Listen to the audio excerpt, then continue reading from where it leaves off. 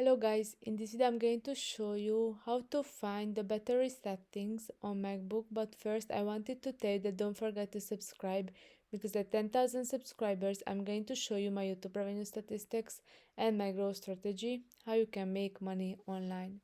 So first you have to go to the system preferences, which is at the bottom of the screen. So click on this icon and then you can see the battery icon. Click on that. And here you can see some statistics, the battery level and the screen on usage for the last 24 hours or the last 20 days.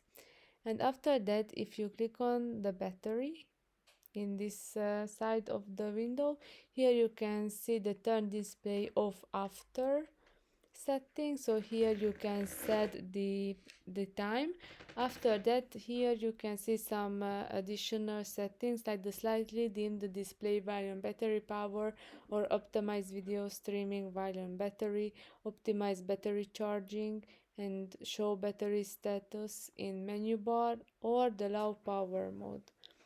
So these are the settings for the battery on MacBook. I hope this video was helpful for you. If it was, please consider subscribing, and see you in the next one. Bye bye.